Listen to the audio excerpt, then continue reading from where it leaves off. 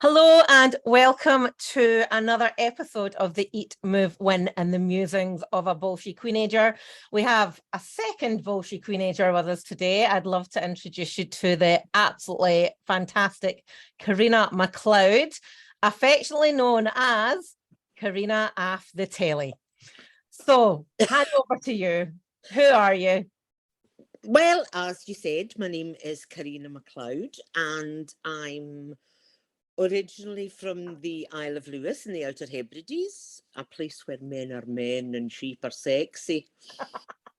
I moved from Lewis I was going to say 2016. No, That's a lie. I moved from Lewis when I was 16 years old.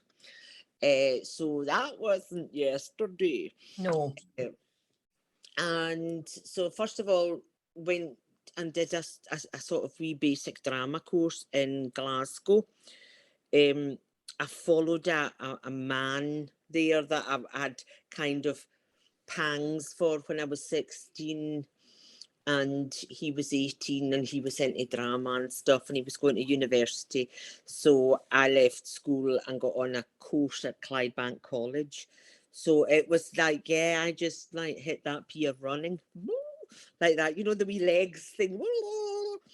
So in off to Glasgow, and yeah, that was it. I got the acting bug, but yeah, it didn't kind of manifest itself there. But anyway, so I went back to Lewis. Then I went to Gaelic College in Skye because I speak Gaelic fluently. It's actually my first language. I was going to say, was that something that you were raised with? Yeah, my first language. It's weird because, you know, things like the Gaelic for multi-storey car park. You know, I can tell you the Gaelic for multi-storey car park, which is quite funny because there's no multi-storey car parks up in the Hebrides. But we don't have a Gaelic for, you know, the F word or anything like that. So no. Oh, that must be really weird when you all get angry and shout at each other. I know, but the thing is, we just use it in English. I call it Ganglish. I do love that. So for those of you in England, you probably won't get this, but every now and then you're scrolling through Sky and you'll get to BBC Alba, which is the Scottish Gaelic channel, and it'll have all the information in Gaelic, and then it'll just be a random English words that just pops up. You're like, oh, right, okay then. And very often you'll see like the actors or the newsreaders' names as it would be written in Gaelic, but then some people don't have the equivalent and it's just in blatant English. Yeah, yeah, it's just like we like to say, oh, it's not a Gaelic concept. But a multi-storey car park is. You know how it is. I think our idea of a multi-storey car park is a tractor with a trailer on the back. Yes. A ship on the back of the trailer and a bird on top of it. Something like that, anyway. So yeah, I got into, I left then, and then I went to the Gaelic College in Skye, as I said, and I met a woman there who was running a drama course in Gaelic, and she had trained at the Bristol Old Vic. Oh, that's famous. Yes, very famous. She had trained there, I think, and then, no, sorry, she taught there. She actually trained at Central School of Speech and Drama. And then she went on to teach voice at the Bristol Old Vic. She actually taught Daniel Day-Lewis, believe it or not. Ooh. That's the first name drop. Oh, yes, we're going to get name drops. I really want you to, oh, actually, no, before we go any further, you need to name drop the guy that's in Scot Squad, Officer Karen. I saw a picture of you with him. Oh, Darren Connell. Oh, I love him. Love him. Right. Yeah, yeah, I've known Darren for years because we met in the comedy circuit together, but we'll get to that. Yes. So, where was I? By the way, Daniel Day-Lewis is enough. That's fine, because I'm a bit perimenopausal, and sometimes halfway through a conversation, I just stop. Fine, that's fine. Like I get to a question and go, "Who are you?" and why are we here? So do you play where your man finish the sentence? because I'll get halfway through a sentence and Yeah. Oh no, he does it. I'll start something that's really important, and then I'll get distracted, and he was like, "And what was that all about?" Like, I don't know. yeah, Do some yeah, housework or something. yeah, it's a nightmare.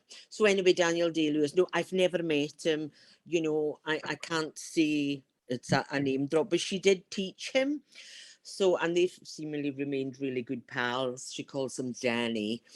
But she kind of got me into drama again, and she pushed me to she pushed me to audition for drama school. Now, this was in 1998. And if anyone remembers anything specific about 1998, or you're into your football like I am, that was the last time Scotland qualified for the World Cup. Oh, I remember sitting there with my flag watching Ali McCoy's. Yeah. So, 1998, she said, I think you should audition for drama school. She went, it's really, really late though. And she was quite brutal. She went, oh, there'll be so many more people talented than you. And she went, I don't think you'll get in. You're a bit late applying, blah, blah, blah, blah. Did she mean late in life or late in the year? Late in the year. Oh, right, but I was late in life as well, because I was 25 at the time. Oh, wow. Imagine being 25 and being too late for something. That's I know. mental. So I was always late. I'm always late for the party, but it's fine. It's fine. So I applied and I got auditions back for, I think it was 4. And 2 of them were on the opening day of the World Cup. Oh. When Scotland were playing Brazil. So I cancelled them and managed to change another one. So I did 2 auditions in London. I did one for Webber Douglas School, which is quite famous as well. You know, there's a top 5 or in London. And at the time, Webber Douglas was up there, and so was Mount View Theatre School. Mount View Theatre School is one of the best musical theatre schools in the world. Anyway, I went there, did my auditions, then came back. I did my audition in like 20 minutes, and I discovered everybody else in my class, bar one guy, did 5-6 hour auditions. I was in and out the door in 20 minutes. And another guy was in and out the door in pretty much the same. And I was taken on a 20-minute audition. I got into theatre school on a 20-minute audition. And the other guy, David Minkin, who got into musical theatre, and he was accepted that day, and I was accepted that day, was he's been doing voiceovers for Lego cartoons and Thunderbirds and things like that. Oh, don't tell my son. He is so into Lego. He'll be, oh, let's have an introduction. Oh, well, he's on my my WhatsApp? Instagram. No, my Twitter. Yeah. So I think it's the Star Wars Lego. He plays Luke Skywalker in it. Oh, I don't know. Oh, have I just? Yeah, just open the kind of one. Yeah. I'll not mention that when he gets home. So yeah, that was me in drama school. Went to London, 1998, and I stayed in London for 5 years. But kept on. I did most of my work up in Scotland, and most of my work, I have to be honest, has been in Gaelic, you know. And there's a key thing about being an actor. You really need to work. If you're hungry for it, you know, you will work your backside off. There are some lucky people in life. The super talented, or the ones who just fall into a job that'll catapult them.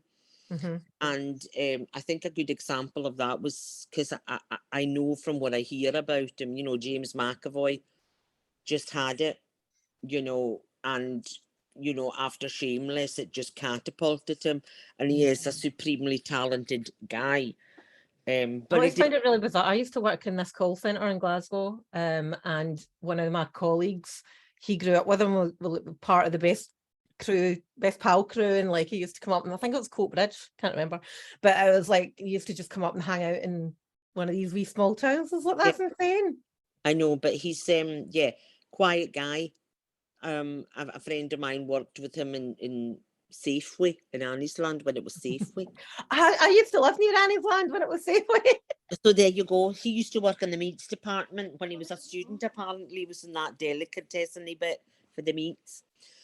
So yeah, so that got me into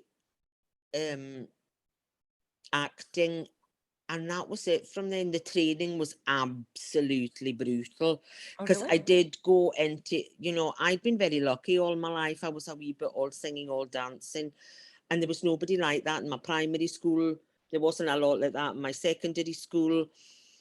So, and I was a bit of a class clown, and I didn't bother in school. But then when I went to drama school, it was like walking into a place where there was people equally or a lot more talented than me, and I struggled. It's like I say to my husband, I could never go out with a version of myself because there would be a battle for supremacy and I'd always have to win. So it's that battle of supremacy when you're with another 25 people, some who were, formerly trained ballet dancers, some were phenomenal dancers, phenomenal singers, because, it was a musical theatre school, although I was doing the acting course. And yeah, I remember one night phoning Maggie, the woman who had pushed me to go to drama school, crying and telling her I want to go home because I couldn't do this anymore. Because that's what they do at drama school. They take you in, they rip you apart, they throw the bits in, and you build yourself back up. Ah, right. God, so did you quit? No, I didn't, but No, I I was a didn't. bit crazy in drama school. When I look back on it, and I go, oh, I was wild. I was really wild. I was off the scale wild. I don't know if I want to ask of give me an example, but we'll probably not do No, that. no. It's weird because, I've gone there with some of my former drama school colleagues, and they go, "Yeah, you were a bit crazy." Oh, why was that? Do you think it was because you're a duck out of water? Do you think it was just freedom or just I think it that was element a of lot getting of thrown things. apart? Yeah, I think it was unhappiness, loneliness. I'd just lost a friend. So I went in September, and the May previous to that, I lost a really lovely friend in a horrific car crash. Yeah. And I'd never really suffered that kind of bereavement of a friend in such tragic circumstances. And that really affected me. And I was just a mad drinker. Yeah, I know there is like a little bit of a stereotype about Scottish people and their drinking, their living, and especially when you're down south as well. And do you think there was an element of not playing up to that stereotype? You're like, well, that's expected of me anyway, so I might as well. Yeah, there was only another couple of Scots in the course, on my course. There was two, one from Aberdeen, one from sort of Stirling way. And it's kind of weird because I would say in the whole of the drama school, you were lucky if there was 10 students from Scotland. Mm. So, yeah, I was known for being a bit, I don't know, is the word volatile? Yeah. I don't know. Yeah. Let's be honest, it's 25 years ago now. So we learned big lessons from it though. Because I just can't remember going bonkers at an end of a Christmas party and being thrown out of the party and waking up the next morning going, what happened last night? Oh, we all have been there. Yeah, and going into drama school and nobody talking to me. Oh no, that's jinx. But, and then I came back in the January and I said, that I was going to change, and I did, and turned it round within 6 weeks. Oh, wow. It's impressive. So was that when you started getting into comedy, or did that come later? Comedy came later. Well, no, comedy actually came before I went to drama school. In 94, BBC Scotland used to have certain amount of hours put aside for minority languages. And so BBC Scotland used to produce Gaelic programmes long before BBC Alba came on the scene. And I was actually one of the team of it was groundbreaking at the time in 1994. We'd never done a Gaelic comedy sketch show. So we did 2 series of a Gaelic comedy sketch show called Randan. Oh, I've heard of that. Right, so I was in the original cast of Randan, and we did, I can't remember, was it 8 episodes or 6 episodes or something in 94, and then we did it again in 95. Then I was doing bits and pieces of telly 96, 97, 98. I thought, I need to train. I wanted to train. I wanted to do something, you know, that might take me further. Went to drama school, came back to Glasgow in 2003. And then in 2003, it kind of went a bit weirdy, I think.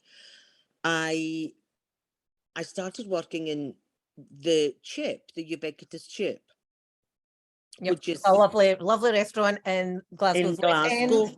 And it was a bit of an institution. And I used to I used to work in the wee pub there, and it was like myself and another boy. We were the only 2 that worked in that bar, and it was like my stage. And served some famous people there, but you know, I was always hoping something big was going to land on my doorstep, but we know it doesn't come knocking on the door now. You know, you really have to work for it. Like one of my best friends, she went to Mount View as well, and she's worked really hard. She's on River City just now, which is, as you know, the main Scottish soap. But you know, she's been in Casualty, she's been in Doctor Who, she was in Jerry Springer the musical in the West End. She's done loads, but she's worked her backside off. Yeah. Whereas I have to be honest, I've always been a bit lazy. Is it laziness, or is it trying to have a balance? No, it's just laziness. Just laziness. I think it's that I met my cousins at an auntie's funeral at Christmas time, in January, and they were talking about me when I was a child and how I didn't like to walk anywhere, and I always moaned about things. And I said to them, I think I was just lazy, and they all burst out laughing, and they went, "We're so glad you said it."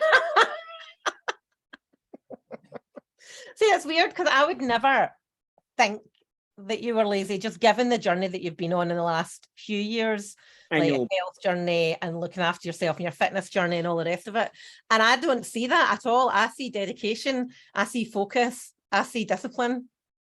So that's really interesting that you I know it's weird because yeah, I've never pushed myself in the acting sense, never pushed myself at all. Do you regret not? Well, they always say regret the things you don't do, not the things you do. I think my life would have been very different, but I remember I had a huge, massive financial problems when I came back from London. And by the time, you know, 2005, I was £55,000 in debt. And, you know, that debt was cleared, and, you know, I basically got my shit together. And then I was still working away, still doing bits and pieces of acting. And I always had this thing about doing comedy. And through a Gaelic programme I'd been filming, I think in 2006, one of the guys, one of the writers that was on it, and he was working for a production company, and I remember saying to him, I'd so love to do stand-up. It's always been a burning ambition of mine to do stand-up. And I said, if I did it once, and if I fail, at least I've tried. So basically what he came up with the concept of doing a Gaelic documentary about me. Mm-hmm. And we did a half-hour programme, went back to my childhood, met people who knew me when I was younger, the performing seal in me. Then we went to a friend of mine who was then a comedian. He mentored me. We did a 5-minute set and they took it to the Stand in Glasgow. Oh, wow. The Stand, the big comedy club in Glasgow. Yeah. So, it is your Comedy Store, Leicester Square type. Mm-hmm. Now, bearing in mind that they were recording that when I went on stage, and had I died on my arse, as it were, it was still going to go out in the documentary. That night, the Stand was absolutely jam-packed to the rafters, and I held my 5 minutes beautifully. Yay! It's a tough crowd to Stand because you're right in. Like, you have people literally sitting on your feet.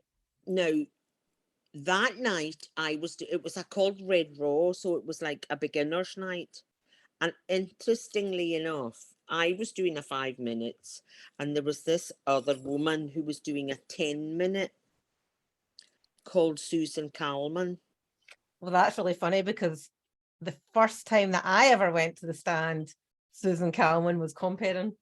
Right. Well, she was doing a 10 minutes. So she was very new to the comedy scene then.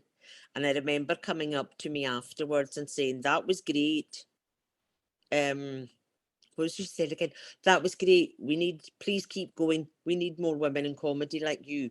Because then there wasn't any women in comedy hardly. Well, that's one of the things that I was going to ask you about.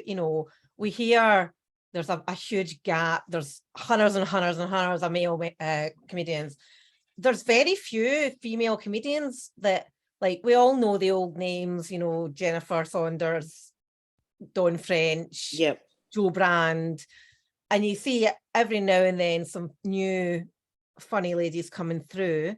But what's your thoughts on it? Like, how do you view the comedy scene for female? Well, I did 10 years on the Scottish comedy circuit. And what I'm going to say is next is very controversial. Good. Get stuck in. It's Scottish comedy circuit is just a pit of just toxic. I don't know how to put it. I've seen so many people struggle with it, and it's affecting their mental health. Oh, really? Male or female, or both? Both, but people being vilified, people being trolled, women particularly have a really difficult time. I've had messages, from people. I've had messages from male comedians whose opening line to me on a Facebook message were, "Who the fuck do you think you are?" That's kind of like a red rag taboo for you. Yeah. But that was the thing. There's this hierarchy thing. It's so different from acting. Wow. Completely. It's somebody put up, a comedian friend of mine put up on Facebook the other day, "Are all comedians insecure?" And my response to him was, "Are you asking for reassurance?" Yeah, I've had, they don't like back chat. There's a hierarchy. So the longer apparently the longer you've been in comedy, you know, if you've been on the telly, you're this, that, you're that, the next thing. And you know, you need to give respect, and don't ever question an all male lineup. When do you ever see an all female lineup? Very rarely. Yeah. Because apparently women aren't funny. Yeah. I actually do think I'm quite funny, and I've got quite a lot of male friends, and we've had ended up like screaming arguments with each other when he goes, women just aren't funny. Yeah, Like, why do you hang out with people you don't even think's funny then? I know, but I don't. I've not just had though that, you know, I've been island bashed. You know, I've been verbally abused on Twitter by other comedians for speaking Gaelic, and being called a knuckle dragging Neanderthal because I speak Gaelic. That I'm a Sabbatarian worshipping serf. Oh, I don't even know what that means, but that sounds Right, pretty. a serf is like a slave. So yeah, it's been, you know, I've been called homophobic, I've been called this, that, then you name it. It's, you know, crossed my path, Real? the comedy circuit. But the best one is the series of dick pics you get from guys. Oh, it's been a long time since I've had a dick pic. If Well, anybody wants their dick rated, send me a picture. yeah, honestly, I had one certain comedian who, when it came out, you know, it was 15 or 16 women. I was just one of a lot of women. But apparently his agent said that we were just all jealous of his career, and she was female as well. So yeah, it was like, wow. Oh my goodness me, that's insane. I would imagine, like, is that the same across the UK, do you think, as well, or is I that? have no idea. I I gigged in Berlin, I gigged in New York, I gigged in Liverpool, I did one gig in London once. So there's very few, you know, I did work with the English comedians, but I just really don't know. But the thing is, it's that kind of the open secret, you know, such and such is this and such is that. Like, you just get in the media anyway. We just do, you know, it's not, nobody's ever ousted until they're found out. You Yeah. know, nobody ever questions, nobody ever pulls anybody up. But I think that was my problem as well. I'm a gobby woman. No shit.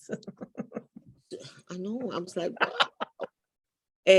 So when I questioned the all male lineup, I just got a barrage of abuse, and the guy never booked me again. I mean, because I dared to Yeah. question.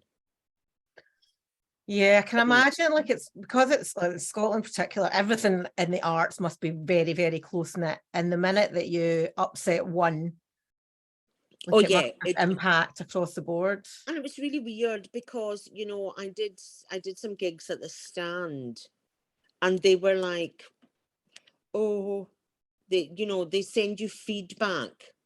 Well, it wasn't feedback, it was just personal insults they sent back, you know, where it was like, oh, we didn't get your midlife crisis. I was like that, okay. You kept, you know, your material was too much about the Isle of Lewis. Is that not my unique selling point? Mm-hmm.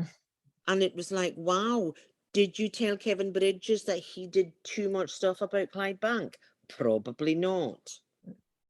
It's just that kind. It's, you know, it's not bitter.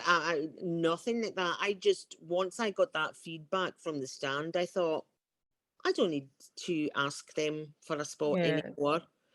And then, you know, within a couple of years, I'd written my own 2-hour show Love when I it. was diagnosed with fibromyalgia. So I took that round Scotland, and that was great fun. That was, you know, And that and would resonate, like, you're calling a particular, you're getting in touch with people that actually resonate with that and really find a lot of that stuff like Absolutely. So much fun. I made so many friends, new friends. It was just great. It was really good. Just doing something that I wrote myself, that I could connect with, that the audience could connect with. That was universal. That was never going to date. I could pick up that show tomorrow Yeah. and go and take it somewhere, and it won't have changed much, apart from the fact that my fibro isn't so bad now, because obviously I've started training, which has been a complete game changer. But what took me obviously to realize that there was more to life than trying to get a 10-minute spot at somebody's comedy night, for 50 quid or whatever it was when my husband was diagnosed with leukemia in lockdown, within 7 hours of going for a blood test, when we thought he might just be anemic, to be told, we want you into hospital. He phones me an hour later to tell me he has leukemia, and I don't see him for 7 weeks. You couldn't go and see him? No. So that completely changed my outlook on life. Yeah, absolutely did. And it was and don't get me wrong, for the 6 months that he was in and out of hospital, and anyone who knows anything about COVID and that, Alan was getting serious chemotherapy, so he'd have a week, 8 days of chemotherapy. He'd have to stay in for 3 weeks after that. And then when he came home for his week or 2 weeks, he'd have to shield. This went on for 6 months, and I was very aware that if he caught COVID, he would have probably died.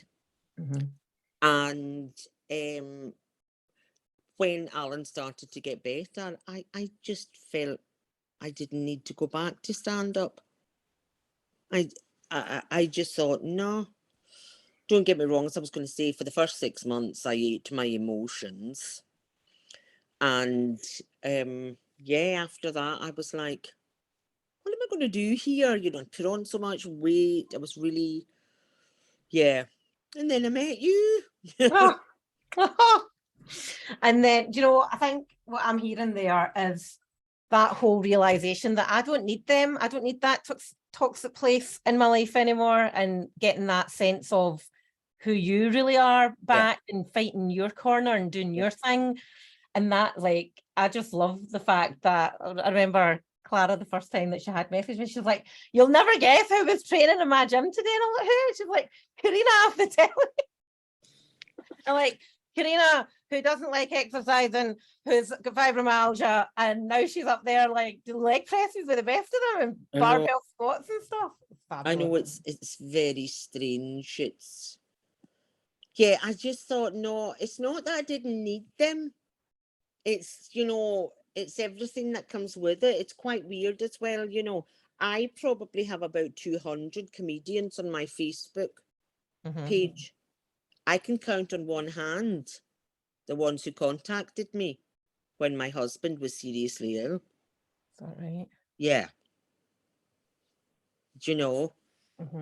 And I'll tell you, when you're faced with something like that, you really find out who your friends are.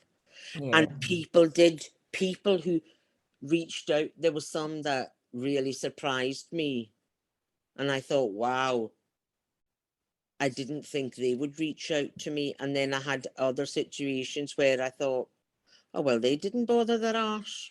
It's always the one. You always find that in like extremes of emotions or events, and you're just like, where did you come from? Like, I had no idea that you even paid attention to anything that was going on in my life. And then you're like, the people that you would count as close friends, like, oh well, thanks for nothing.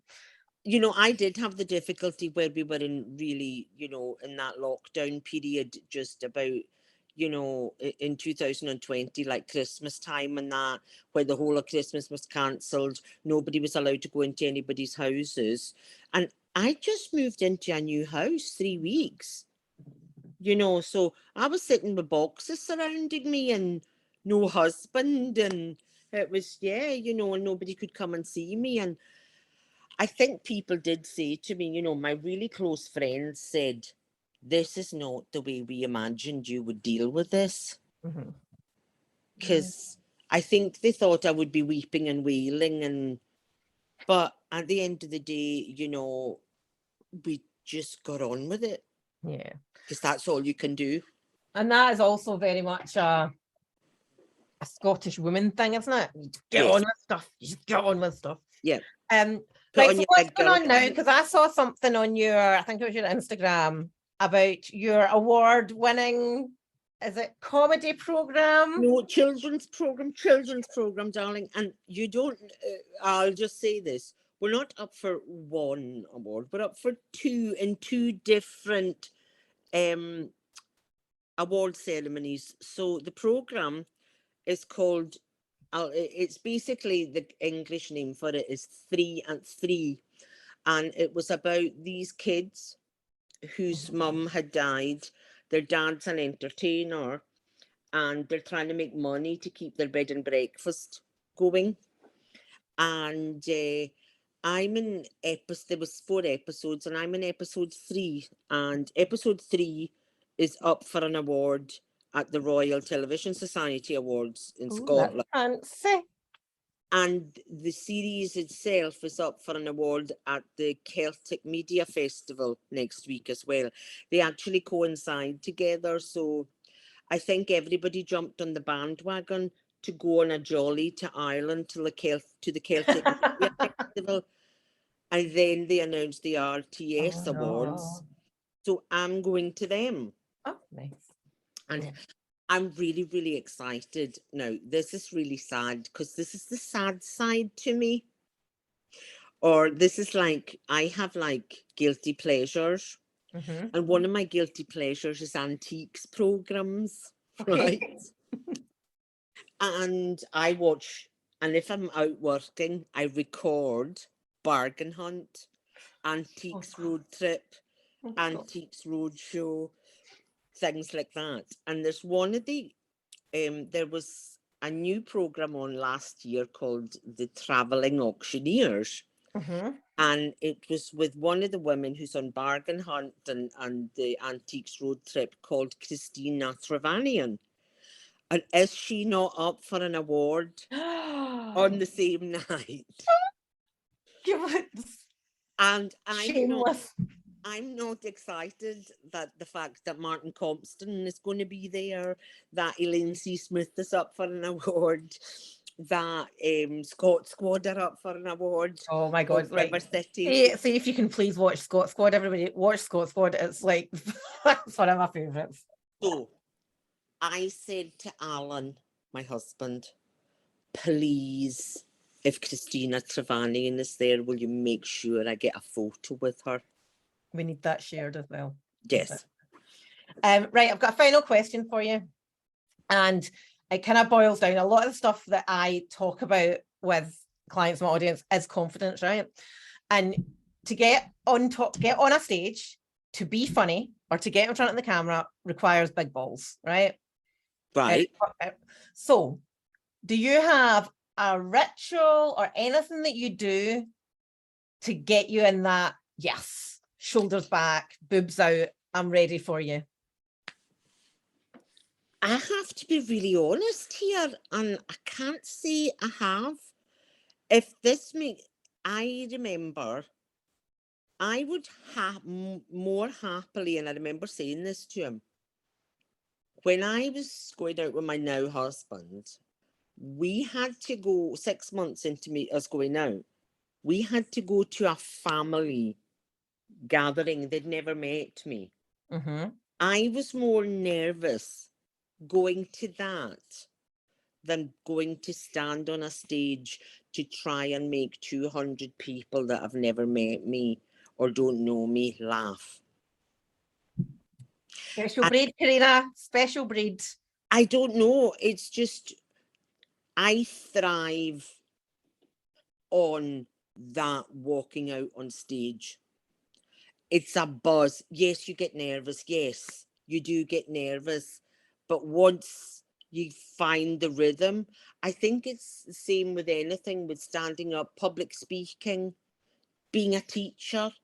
It's all about acting. It's all about, you got to find a game face. Yeah. But it's all about believing in yourself, because, you know, if you can't believe in yourself, nobody else is ever going to believe in you.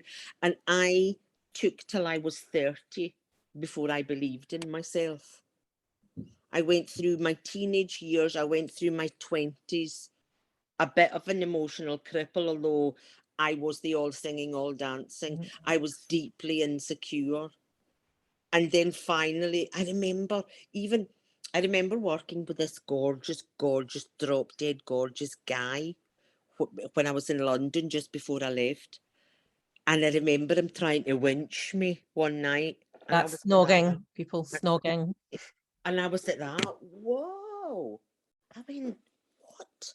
You're interested in me? You know, he was just drop dead gorgeous.